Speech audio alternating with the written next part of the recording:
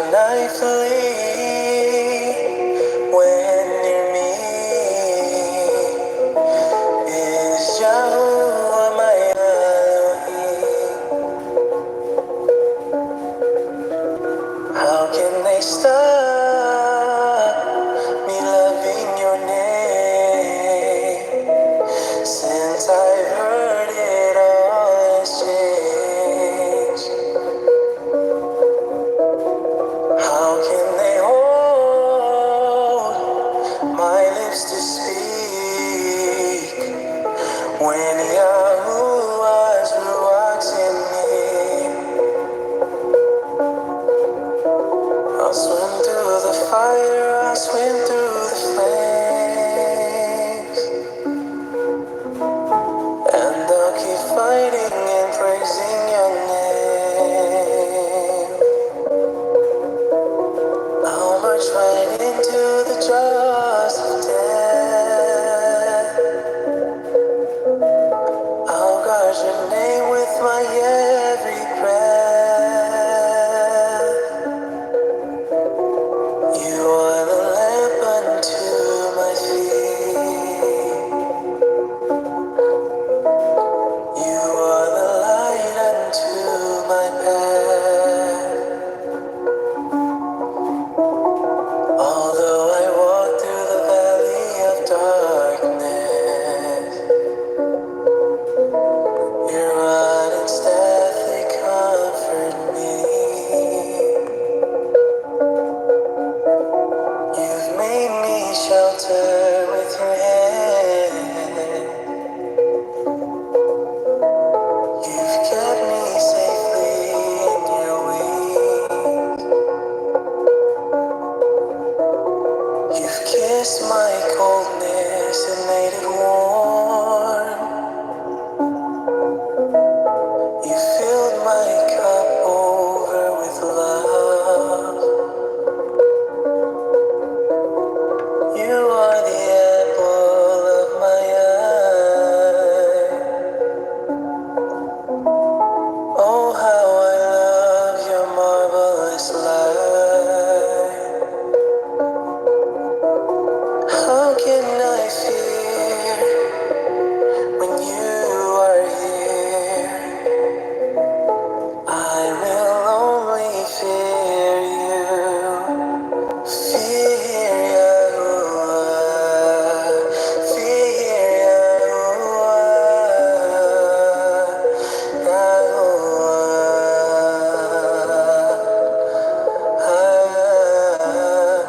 Fear YHWH. Fear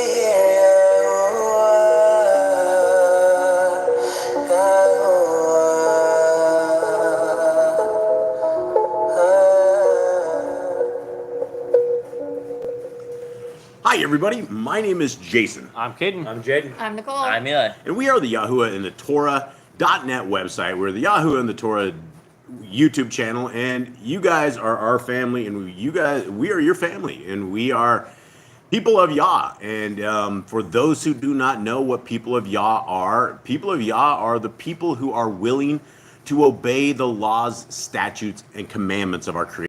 Now, our Creator gave us these laws, statutes, and commandments, and one of the laws, statutes, and commandments is that we are to keep a Shabbat service. We are to keep a Shabbat, and it's not a service, but it's more of like we're supposed to keep the Shabbat, right? There's a day that is sanctified, that is a separated day from every other day, and this is the day, the seventh day, and you know, I was going over discussion with a brother or sister. I don't even know which they were last week.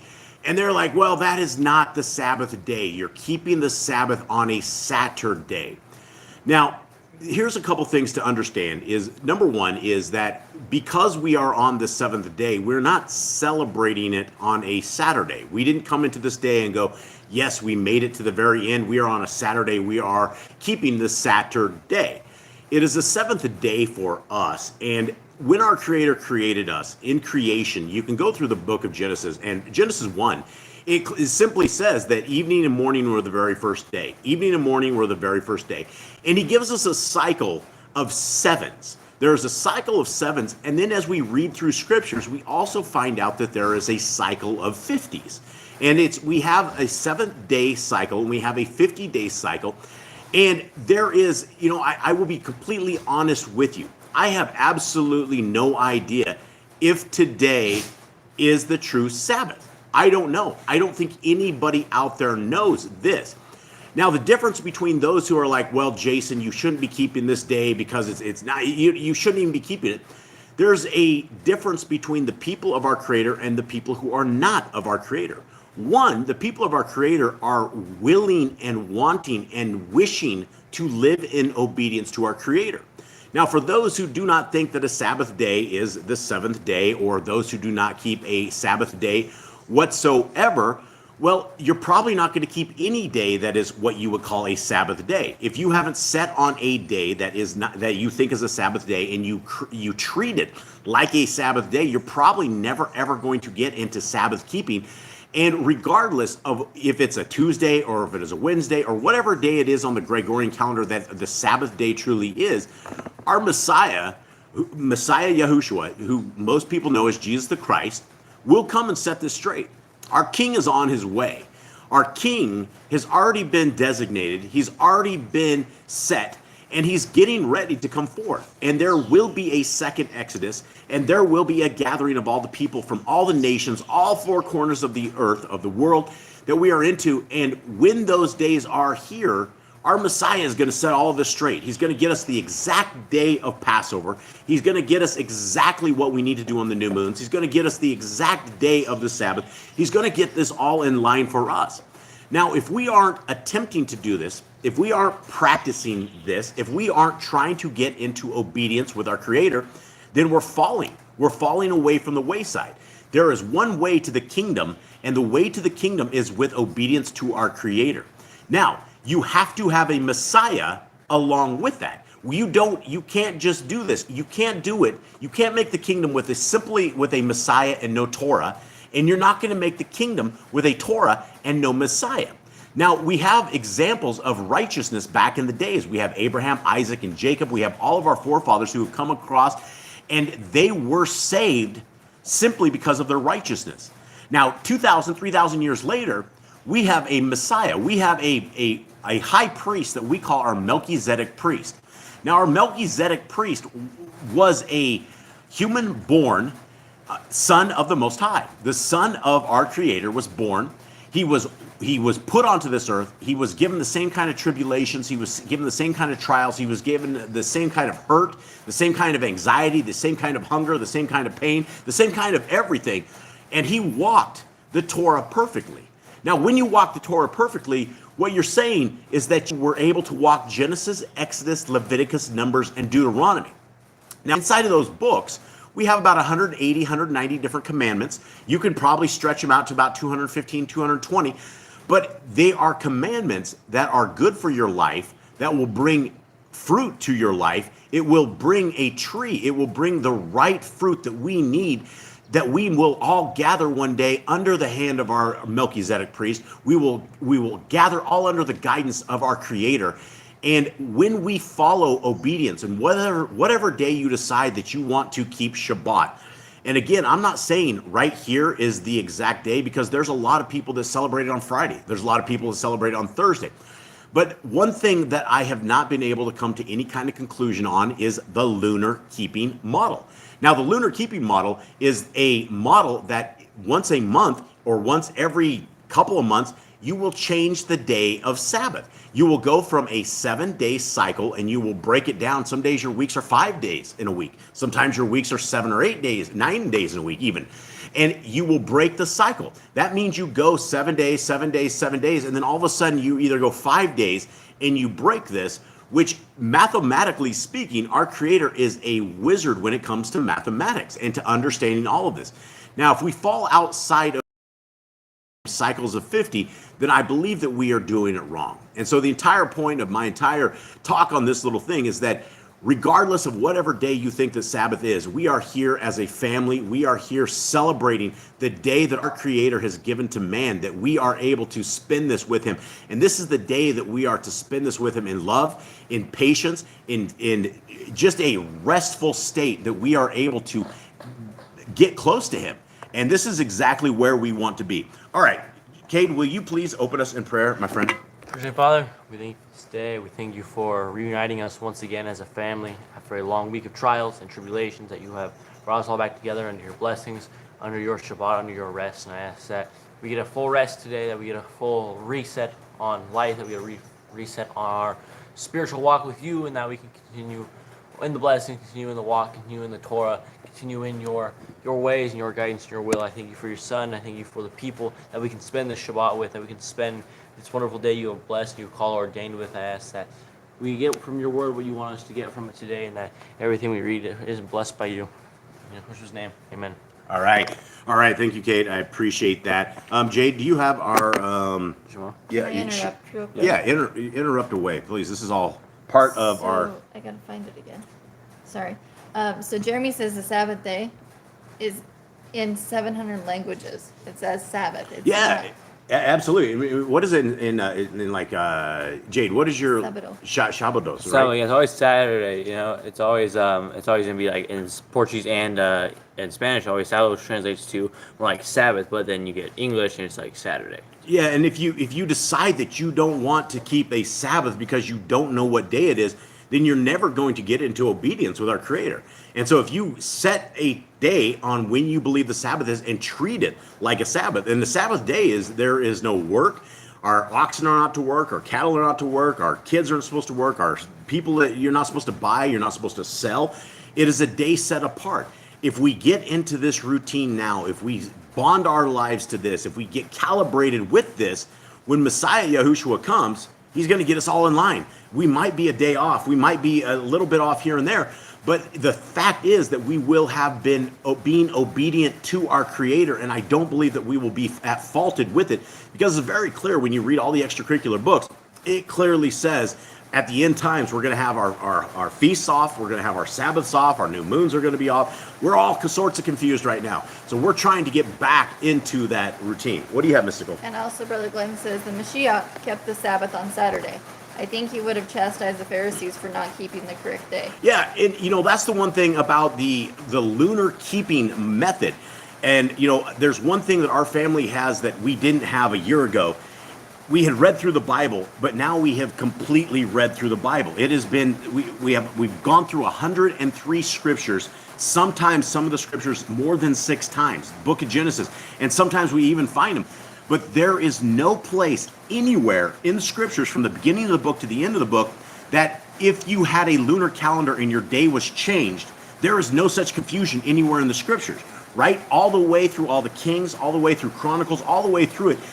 There was nobody that showed up at the temple 3 days late because they didn't get the memo that the Sabbath day had been changed. Imagine the confusion. And if there was that kind of confusion where our Sabbath days were constantly being changed every month, every week, every year, whatever it would be, there would be some sort of confusion. Somebody would have made it to the temple on the wrong day, and then, you didn't get the Levitical notes? Sorry, guys, that was actually changed. We changed that, and here's the new order of things. Our Creator is such a mathematical genius that he has these things dialed in, and it is an amazing thing. You have anything more on that, Mystical? Then Brother Glenn just said, Yah's calendar is simple and in order. This 5 and 7 day is confusing to all and not in order. His calendar and Torah are simple for all to understand. Yeah, absolutely. And you will get into these guys where the lunar calendars, and people will come on this channel and they will shoot us with arrows. They're like, oh, you're on the wrong day. You shouldn't be doing this. And like I said, I'll be honest, I don't know. And I have definitely investigated everybody's ideas, everybody's thoughts, everybody's write-ups. We've investigated everything. We're not just sitting here on a Sabbath and we're like, oh, well, it is the closest that we believe that we can get right now. And even though it comes across on a Saturday, we're not celebrating Saturn Day. We're not part of this Gregorian system. Unfortunately, we are, but we're not. We're trying to get set apart and trying to obey our Creator in the very best way that we possibly can. And I guess my entire point of this is that those who refuse to set a Sabbath apart and to do this, you're not starting the first step of this kingdom walk. You're not separating yourself from the rest of the world. You're doing just what the rest of the world does.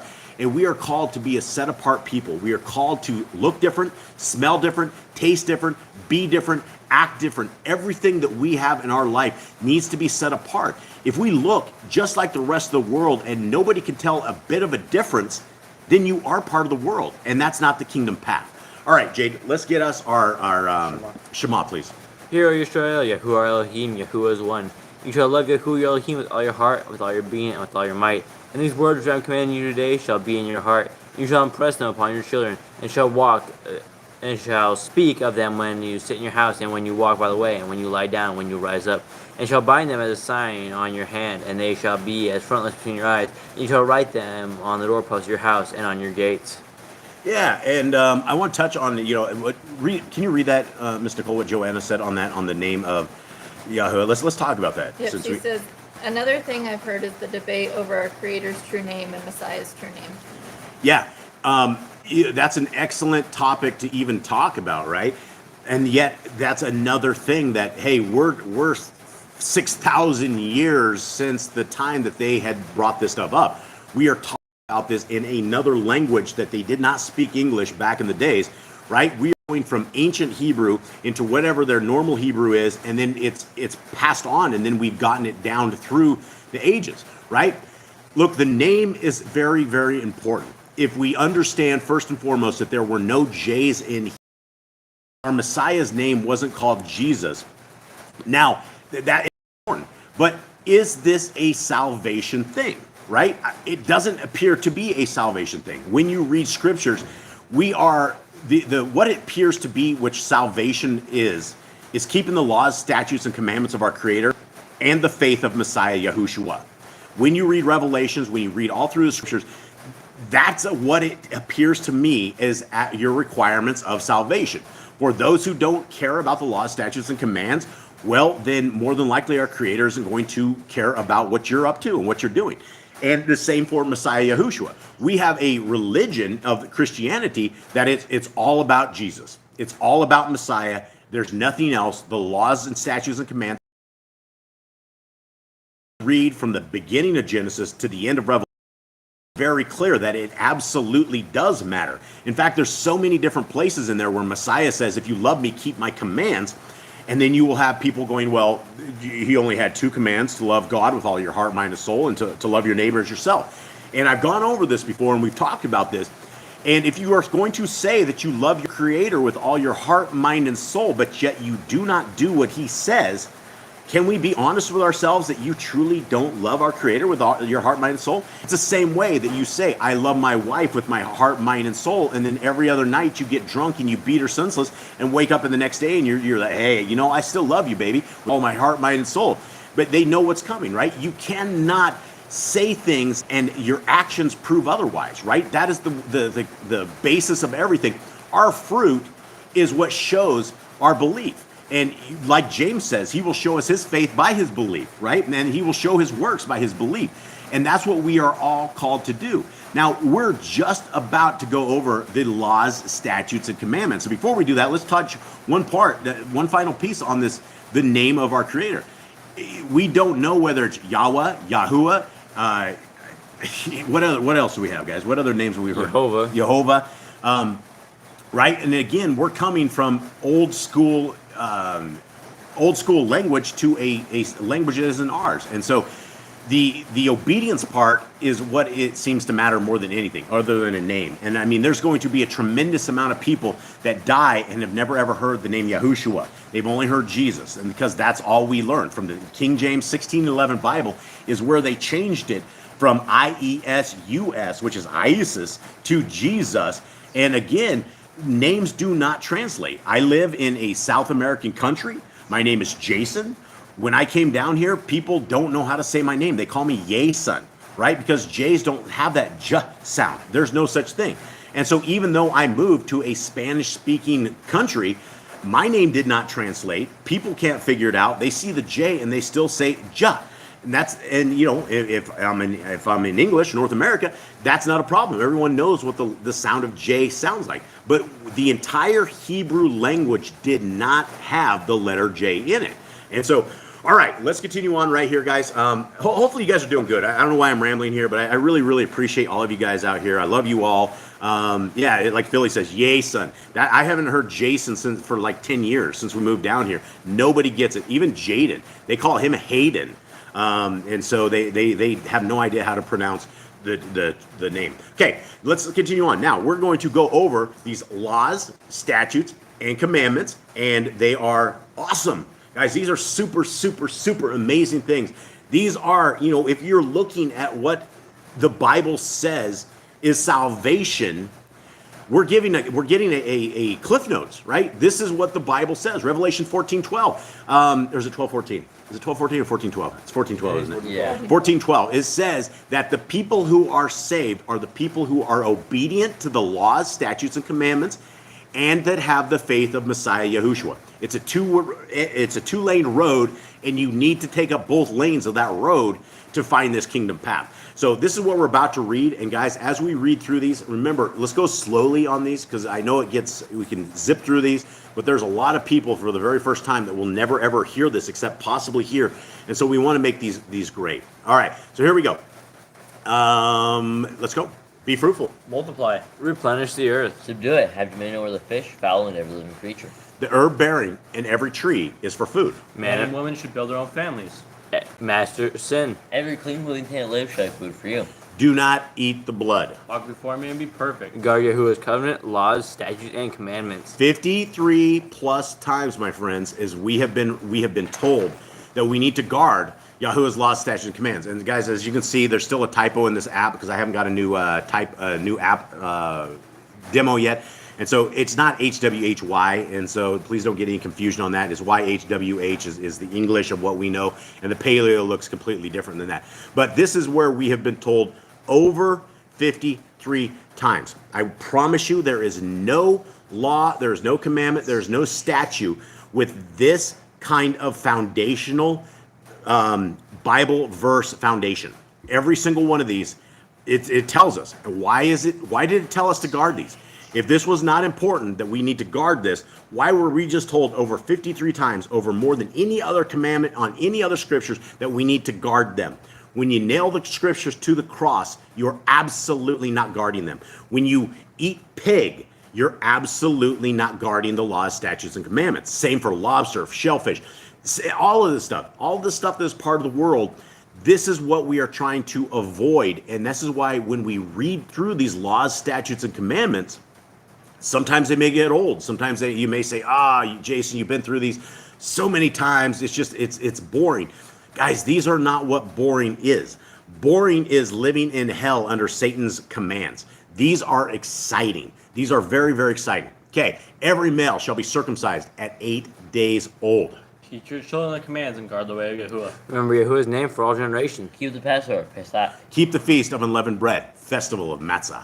There is one Torah for the stranger and the Hebrew. Sanctify all firstborn to Yahuwah. There are no mighty ones before Yahuwah. You shall not make graven images. Do not bring Yahuwah's name to naught. Keep the Shabbat. Honor your parents. Do not kill. Do not break wedlock. Do not steal. Do not make false accusations against your neighbor. Do not covet anything of your neighbors. Do not make an altar from a rock that a tool has touched. Do not go up to the altar by the steps. If a man steals cattle, he shall destroy it 5 times. Yahuwah's Torah, laws for criminals. Do not lie with beast. No sacrifice to other Elohim. Do not oppress the stranger, fatherless, or widow. Do not charge your brother interest. If you borrow your neighbor's raiment, return it to him before sunset. Do not curse the ruler of your people. Do not eat what is torn of any beast. No false, Hit it, kid. no false report. Do not follow the multitude of evil. Do not judge unrighteously against the poor. Do not, or bring back your enemy's cattle if you find it going astray. Help the animals of your enemy. Stay away from rumors and gossipers. Take no bribes. Do not oppress a stranger. Love the stranger. Keep your land rest in the 7th year. Do not mention any pagan names. Keep the feast of Yahuwah. Do not cook your goat in his mother's milk. Obey the messenger who listens before you. Do not bow down to other Elohim. Serve Yahuwah. Make no covenant with other Elohim or outsiders of the land. Do not make or use anointing oil on a normal person. Do not make or use perfume on a normal person. Do not eat the fat. Do what you say you're going to do. Return what is your neighbor's. Obey Yahuwah's dietary laws. Women's time of separation. Obey Yahuwah's hygiene laws. Keep the day of atonement, Yom HaKorim. Do not uncover the nakedness of your family. Do not take your woman's sister for a wife. Do not lie with a woman for uncleanness. You shall not sacrifice your children to Moloch. Do not be a sodomite. Be Kodesh. Do not reap the corners of your field, or you shall not glean your vineyard. Do not deal falsely or defraud your neighbor. Do not lie or be a liar. Pay your workers for the day's wage they are due. Do not harm the disabled. All right, let's talk about this real quick. Do not harm the disabled, right? I'm just taking this one law, and I'm not even picking on this law. I am pointing this out to us that if the laws were nailed to the cross, if they didn't matter to us anymore, then we just have a law in commandment number 75 where it says, do not harm the disabled. Can you imagine if the laws are nailed to the cross and all of a sudden you are able to go through a senior center and just annihilate them, right? Can you imagine that? These are the laws that if you don't want them part of your life, then part of that would be you're okay harming the disabled, right? We're talking about laws that apply to our life and to our life. And why this law is here, we don't know, right? Obviously, something was happening where there was a group of rogue thugs and they were harming the disabled, right? Obviously, it was enough that there had to be made a law for it.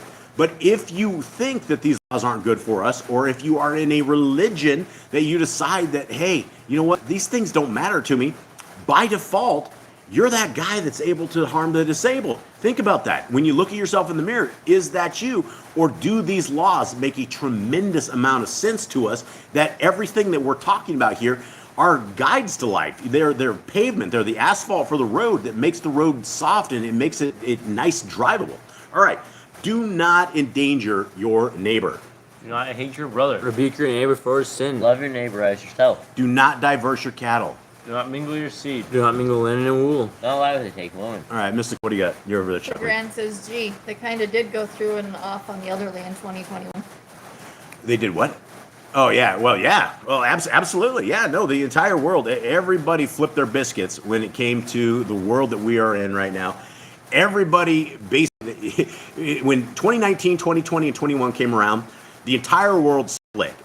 Half the world went, not even half the world, I would say a very small fraction of it went and sought Yahuwah, and the other part of it sought money and Hasatan. All of a sudden, all of these so-called doctors, all of these people that we're supposed to be trusting, they all jumped on board with Satan, right? These are Satan's people. When you look at them and when you look at their actions and when you look at what they did during this thing that we can't even talk about because it is so censored, that's who they sold. They sold their soul to Hasatan, and there's no going back out of it. The damage they did and the euthanizing they did, it's gonna get them. All right. Do not eat the fruit of the trees for 3 years. Hold on, you can't go further. Okay. Chris with Odysee Channel, Obi Line's channel, he says, what does diverting cattle mean? Crossing breeding? Diversing the cattle. So there's a couple of different things on that. I think Brother Glenn would have a better explanation on it. What did we come up with on that, guys? That was where it was like a giant oxen and like a small cow, right? Yeah, I think that was like pulling the plow, but I think you also like say don't crossbreed your animals. Yeah, there was a thing about crossbreeding, and there's also a thing about if you say you have a giant oxen that is super strong, and then you have like a donkey that is like half of it, and you put these things together, You make them pull a plow. make them try to pull it together, it messes with them.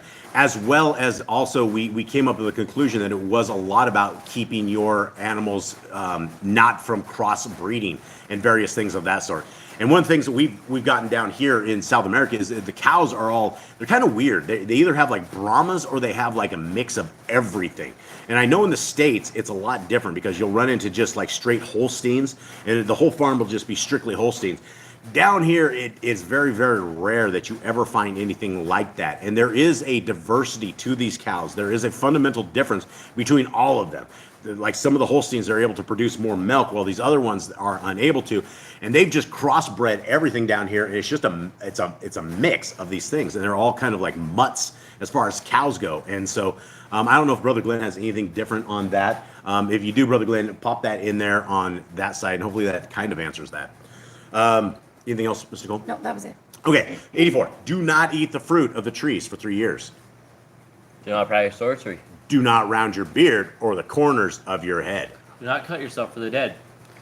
Do not get tattoos. Do not prostitute your daughter. Do not defile your temple. Do not consult the medium. Respect your elders. Have correct weights and measures. Go ahead. Do Thank not you. walk in the manners of the nations. Keep the feast of first fruits, Shavuot, the Omer Count, and Pentecost.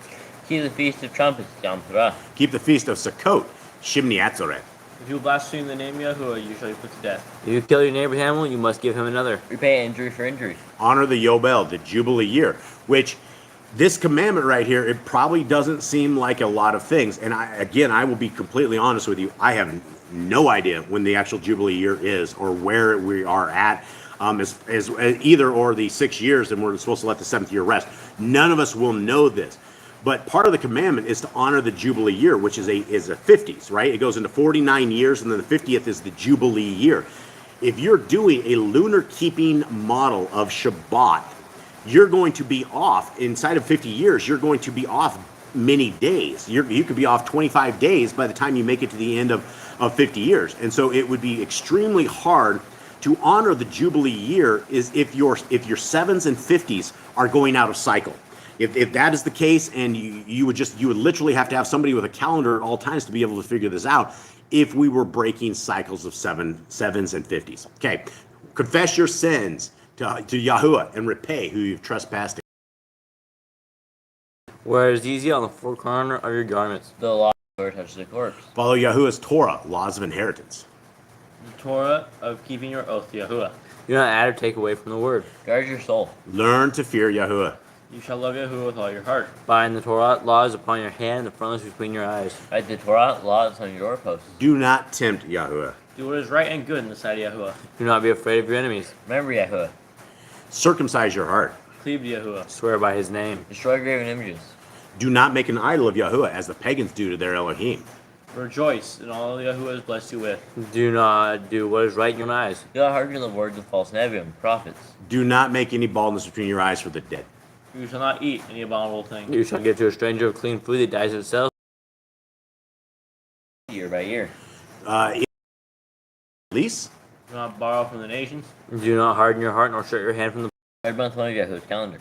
3 times a year, all males shall appear before Yahuwah. You shall make judges and officers in all your gates. Do not plant Asherah poles near the altar. There shall be 2 or 3 witnesses. Hearken unto the Nabai, prophet Yahuwah has chosen.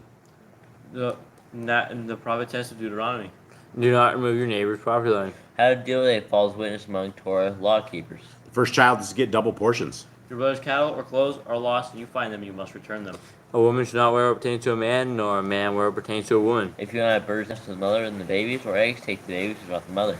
If you build a new house with a flat roof as we lived on, you must put a railing around it. Do not be a prostitute. Do not use dirty money. Laws of divorce. Do not take it from the millstone for a pledge. If you enter his house to get your payment, he must bring it to you or return his clothing before sunset if that was his pledge. Do not oppress a hired servant that is poor and needy. Every man should be put to death for his own sins. Do not go back with forgotten sheep. Leave it for the stranger, fatherless, and widow. Do not muzzle your ox when he treads out grain. If your brother dies and has no child, you shall take his wife and his firstborn after your brother. At the end of 7 years, you are to read the Torah at the Feast of Sukkot, Feast of Tabernacles. All right, so that is it, guys. Get us queued up there, Eli. That is the end of the laws, statutes, and commandments. Those are found in and around Genesis, Exodus, Leviticus, Numbers, and Deuteronomy. Those are what people call the laws. Those are the same things that the Christian religion will tell you do not apply to they're dead. They're on the cross. When Jesus died, he nailed them to the cross and he fulfilled them, which means we no longer have to keep them, which is exactly what they say. And what I'm saying is that that's a complete lie out of the mouth of Hasatan, because they absolutely do matter to us. And again, if you don't think they matter to you, which laws? Which laws are the laws that don't really matter to you? Which one? Do you want to hurt the disabled? Do you want to drink the blood? Do you want to look at your kids naked? Which one is too much for you, or which one doesn't make any sense? Because I haven't found anything that doesn't make sense. It makes complete sense with all of it. Yeah. All right. And before we get into this, Mr. Cole, give us a shout out to our fam here in the chat. All right, let me try to scroll back up here All and right. get everybody.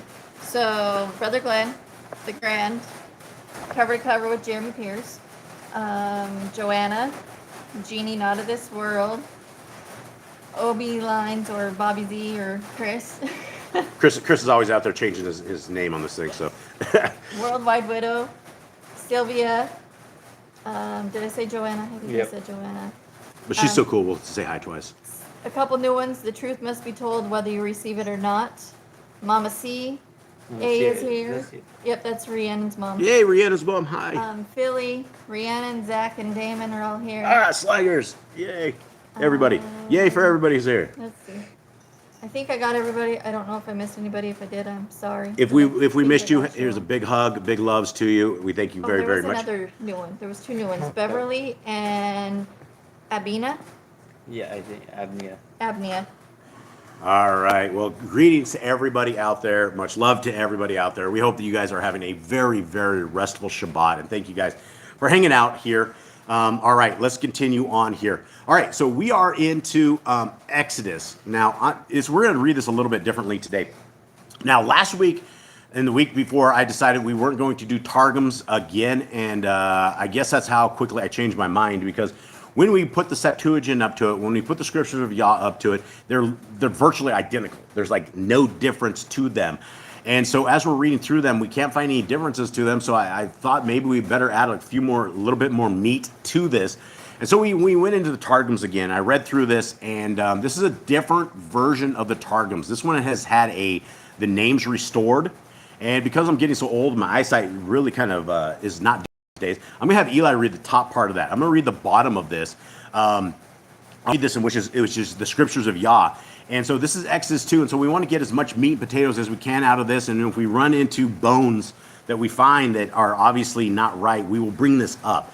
But I think everybody here around this table is mature enough that we can, all of us, our family out there, you guys, we can read through this stuff. And if you are a Torah keeper, if you understand the laws, statutes, and commandments of our Creator, it's hard to get one over on you, right? And that's the thing, that we don't want to get one over on us. We don't want to start believing Jewish fables or the fables of the Jews or things of that nature.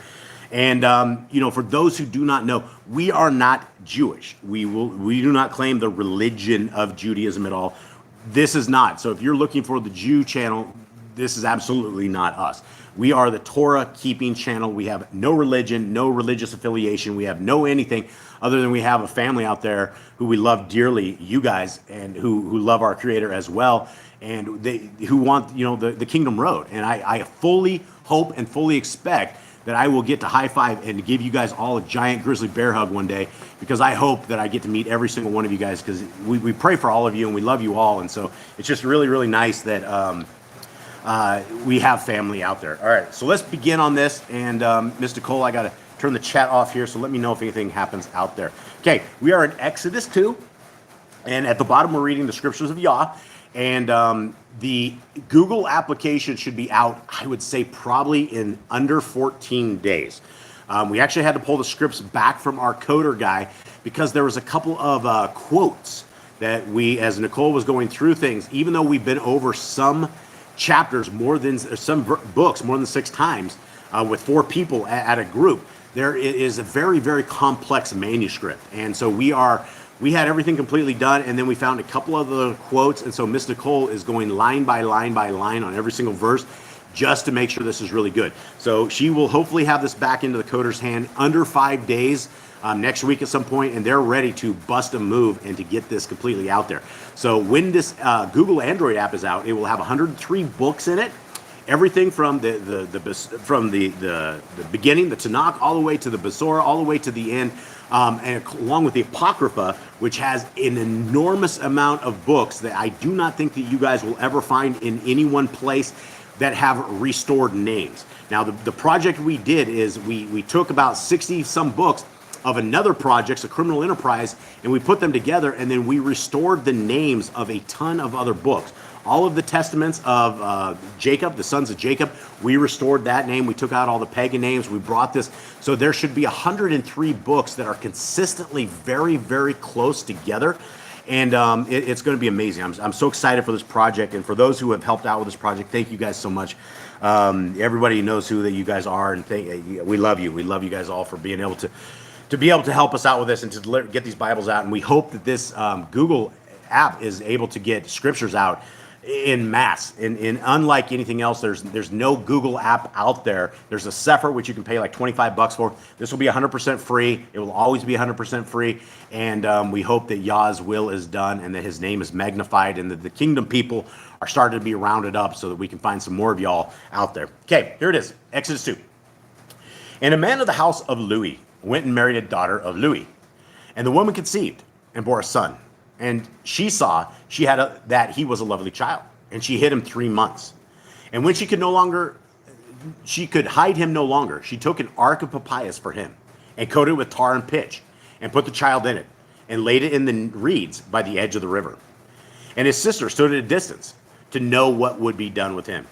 All right, and there we have Eli as our first reader. Let's do this, buddy. And Amram, a man of the tribe of Louis, went and returned to live in marriage with Jochebed his wife, whom he had put away on account of the decree of Pharaoh. And she was the daughter of 130 years when he returned her. But a miracle was wrought in her, and she returned in youth as she was. When in her minority she was called the daughter of Louis. And the Jerusalem, and there went a man of the tribe of Louis, and took Jochebed, who was beloved of him, or who was related to him, to wife. And the woman conceived and bare a son at the end of 6 months, and she saw him to be a child of steadfastness, or of steadfast life. And in 3 months, which made the number 9. But she could conceal him no longer, for the misery had become aware of him. And she took an ark of papyrus, tunes, and coated it with bitumen and pitch, and placed the child within it, and laid him among the reeds of the bank of the river. And Miriam his sister stood distant to take knowledge of what had been done to him. All right, so let's talk about this real quick. Because it says something about 6 months. What do we make of this? Eli, were you embarrassed? No, it's just hard because of all the reading. I kept wanting to say like periods and commas and capitals. Yeah. We're all doomed here. I don't know if we'll ever read a book the same. We always start off things with the capital Anne, the daughter of capital Pharaoh, came down to wash, something of that sort. And so we've done. When you look at it, it's over 1 million words is how we read this times 4. So there's a lot of words here, and so we are all messed up. So I don't know if we'll ever read the same again. But anyway, let's talk about this real quick. It talks about the woman conceived at the end of 6 months. What do we make of this? Is it? This is for 3 more months. Maybe like she was everyone says she was pregnant, so she hid herself in the house for 3 months, and after Can 9, you have a baby naturally at 6 months and it live without those extra 3 months? Does anyone know? I'm sure you can. I don't know how they did it back then, but I'm sure like Is this what we're talking about? now That they're Moshe was premature. a preemie? Possibly. Possibly. All right. I'd never heard that before. That was the first time we ever heard any of this. All right. So we're continuing on. Bottom here. Hold on. I'm going to move this up. Okay. And the daughter of Pharaoh came down to wash herself at the river. And her young women were walking by the riverside. And when she saw the ark among the reeds, she sent her female servant to get it, and opened it and saw the child. And see, the child wept. So she had compassion on him and said, "This is one of the children of the Hebrew." And his sister said to Pharaoh's daughter, "Shall I go and call a nurse for you from the Hebrew women to nurse the child for you?" And Pharaoh's daughter said to her, "Go." And the girl went and called the child's mother. And Pharaoh's daughter said to her, "Take this child away and nurse him for me, then I shall pay your wages." So the woman took the child and nursed him. All right, Eli, you want to read on this? Okay, you could have gone some more back. All right, let's roll on here. Come on, son.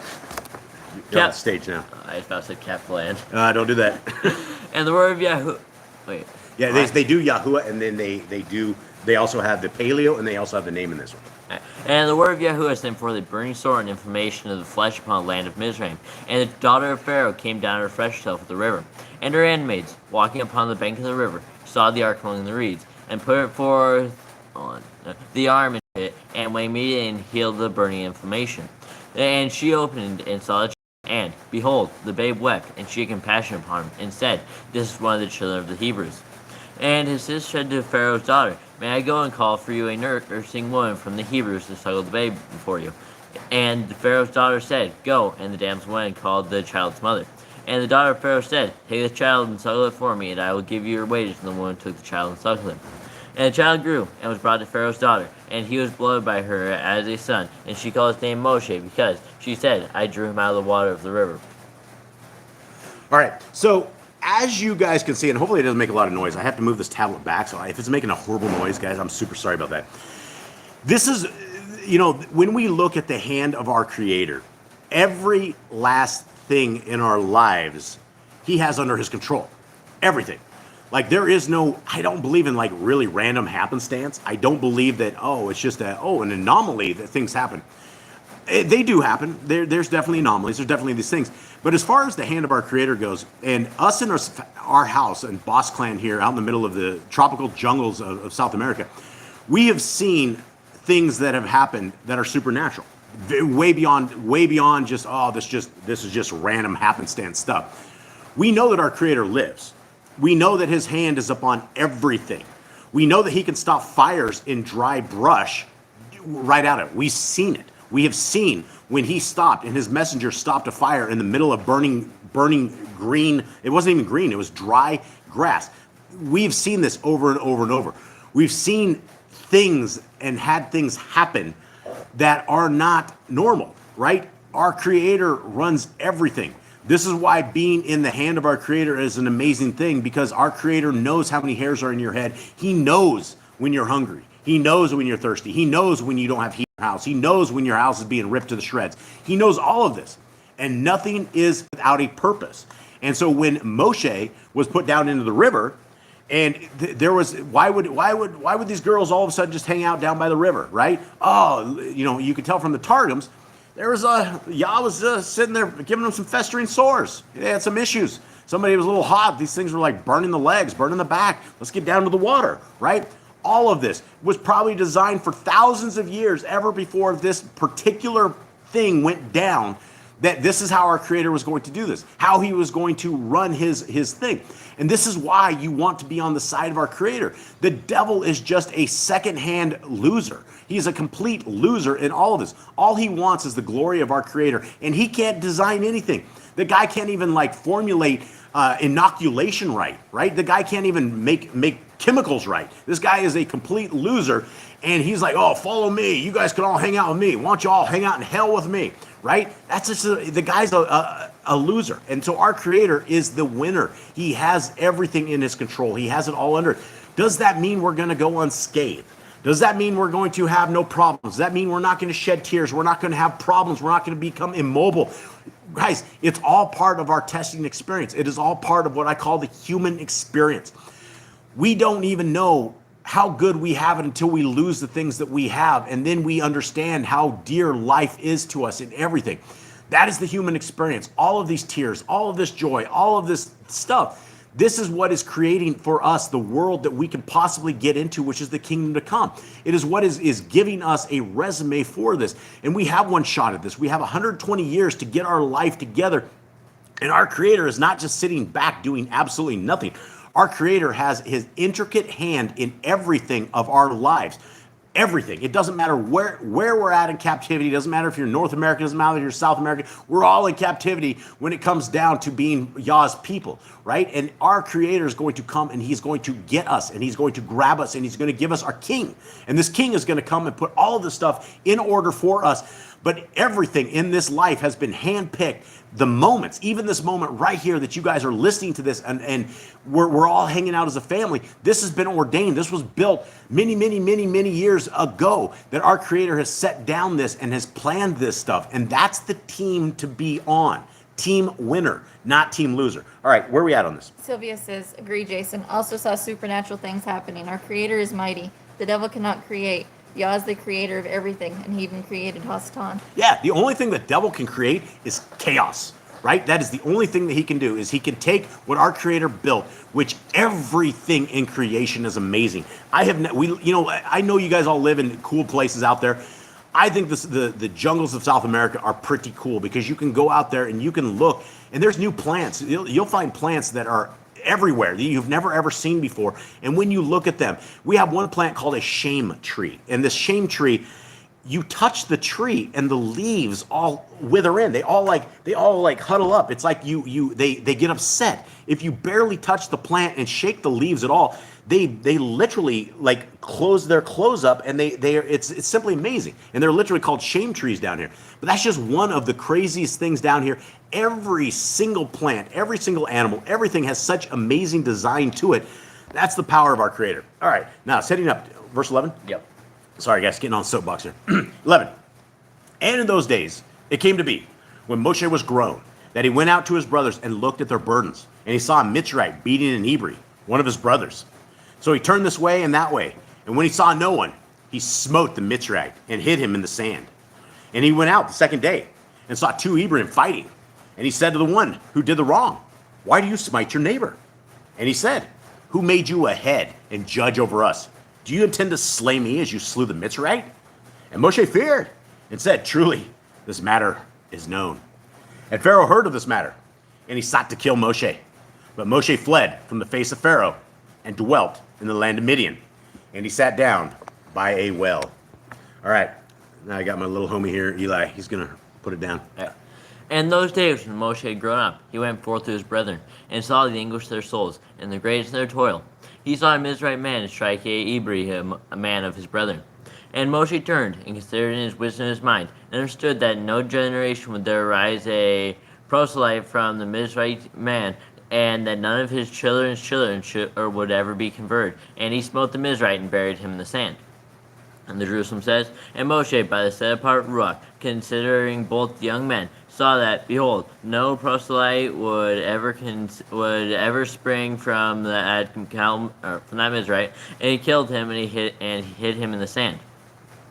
And he went out the second day and looked, and behold, Dathan and Abiram, men of the Hebrew contended. And seeing Dathan put forth his hand against Abiram to smite him, he said to him, Wherefore do you smite your companion? And Dathan said to him, Who is he who has appointed you a chief man and judge over us? Will you kill me, said he, as you the Mizraite? And Moshe was afraid, and said, Verily, this thing has become known. And Pharaoh heard this thing, and sought to kill Moshe. Moshe escaped before Pharaoh to dwell in the land of Midian, and he sat by a well. Okay, so this is a little interesting, right? Because in the Targums, you actually get names on this, where you didn't get the guys' names. We know those two. Do we know those? Those are Korach's guys. Oh, are they? Mm-hmm. Oh, they're the same ones? Yeah, I'm pretty sure that's their two names. The guys who were hanging out with Korach, and they got swallowed up. Huh, could be. Yeah. Dathan was one for And sure. I and remember Dathan and that. Abiram both were. But, I mean, they would, there's probably a lot of the same guys with the same names, right? We don't Yeah. have. All right, well, anyway, let's continue on. Okay, 15. Was it 15? 16. All right. 16. And the Kohen of Midian had 7 daughters, and they came and drew water, and they filled the troughs to water their father's flock. But the shepherds came and drove them away. Then Moshe stood up and came to their rescue and watered their flock. And they came to Reuel, their father, and he said, How is it that you have come so soon today? And they said, Mitzrayite rescued us from the hand of the shepherds, and he also drew enough water for us and watered the flock.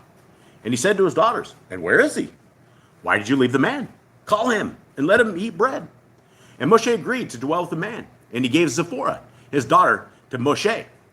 And she bore him a son. Actually, I'm going to stop right there because I think this is just skipped out on about like 10 years of stuff, right? And so this is what you do not get in regular scriptures is you miss out between verse 20 and 21 is about, what is it, 10 years? 10-year span? All right, so Eli, go ahead and read from the Targums. All right. I don't think it tells it in the Targums, does it? Yeah. And the priests of Midian had 7 daughters, and they came and drew, and filled the watering troughs to give drink to the flocks of their father. But the shepherds came and drove them away. And Moshe arose in the power of might, and rescued them, and gave the flocks drink. And they came to Reuel, their grandfather, who said to them, How is it that you are come so early today? And they replied, A Mizraite man not only delivered us from the hand of the shepherds, but also himself drew and watered the flock. And he said to his sons' daughters, And where is he? Why did you leave the man? Call him, and let him eat bread. But when Reuel knew that Moshe had fled for Pharaoh, he cast him into a pit. But Zipporah, the daughter of his son, maintained him with food, secretly, for the time of 10 years. And at the end of 10 years, it brought him out of the pit. And Moshe went into the bedchamber of Reuel, and gave thanks and praise for YHWH, who by him would work miracles and mighty acts. And there was shown to him the rod which was created between the evenings, and on which was engraved and set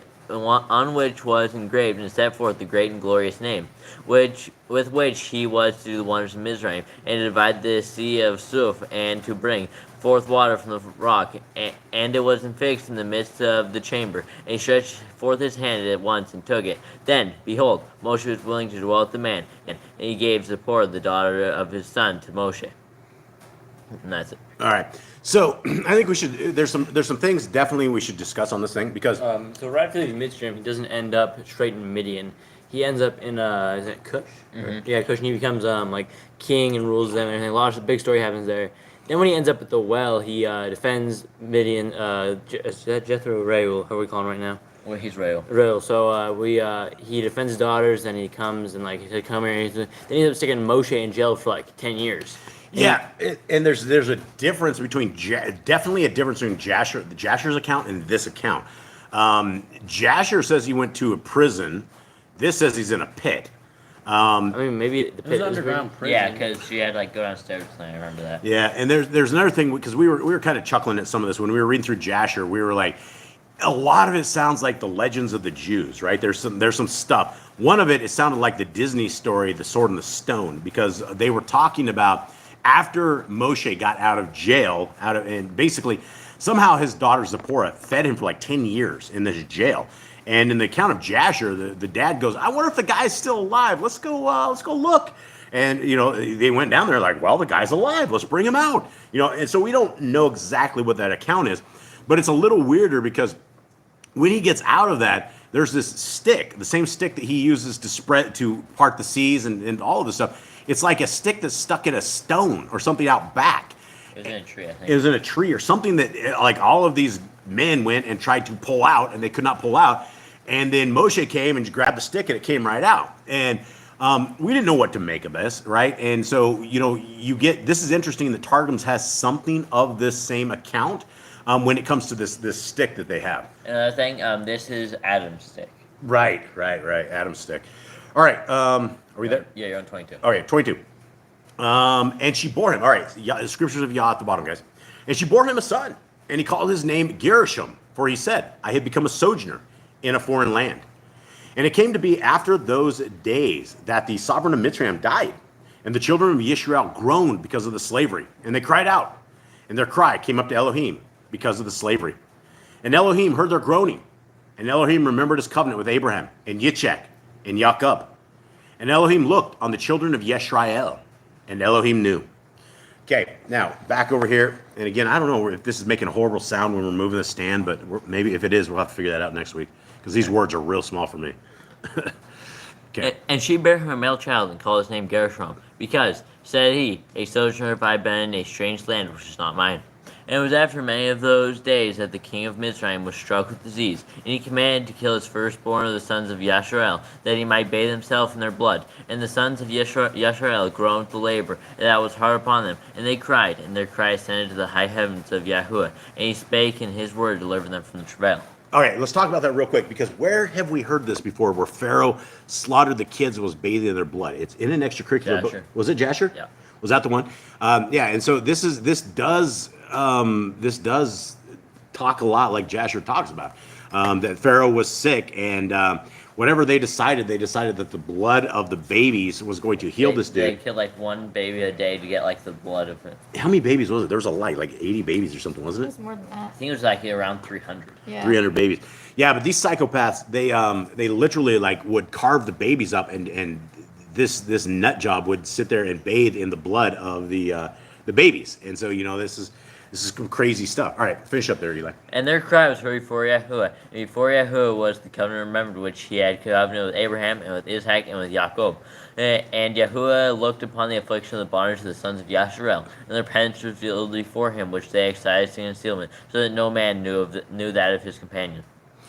All right, everyone. And so that takes us to a sad part of the day where we're wrapping up, and it's going to be over. Well, hold on real quick, Eli. Let's go back to that real quick.